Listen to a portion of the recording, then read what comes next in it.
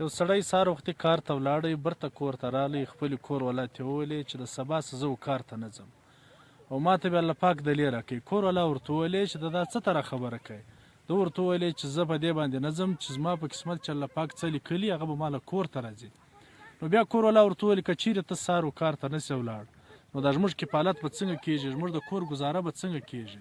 وایي ده ورته وویلې چې ښځې زه نن سهار کار ته روان ولم، ما 2 دانې مرغان ولیدلو، یو مرغه چې هغه به پښو باندې ګوډ ولو او بل مرغه سم ولو. هغه سم مرغه به والتی ولاړی به سمندر ته، د هغه ځای څه به خوراک ویناوی او دا ګوډ مرغه له بیا راوړی په خوله کې به ورکوي. نو چې الله پاک دغه ګوډ مرغه ته خوراک ورکوی سي او پر ده باندې یو د دپاره یو بل مرغه مقرر کوی سي چې د له خوراکو د چښاک انتظام کوي، نو زه خو اشرف المخلوقات یم، زما دپاره بیا څنګه نه کوي؟ او نو د دې دپاره زه د سبا څه کار ته نه ځم، ما ته بیا الله پاک دلیل راکوي.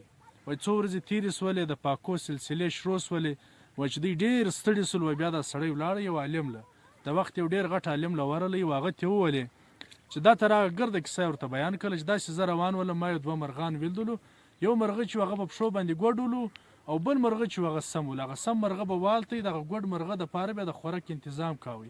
نو لحاظه زه خو اشرف المخلوقات یم، د څو ورځو زه کور ته ناست یم، ما ته الله پاک زما خوراک زما رس ما ته نه راکوي.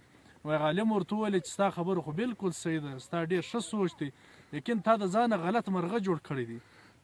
باید چې تا د ځان هغه سم مرغه جوړ کړی وای، ستا زر د نورو خلکو ګزاره سوی وای، ستا زر د نورو خلکو کفالت سوی وای. نو ګرانو کتونکو باید چې موږ د ځانه سم مرغان جوړ کړو، زموږ د خپلو همسایګانو، زموږ د پړوسګانو او نور چې زموږ سره داسې کمزوري خلک یي زموږ په نږدې ایریا کې د هغو ګورو سره ښه وکړو.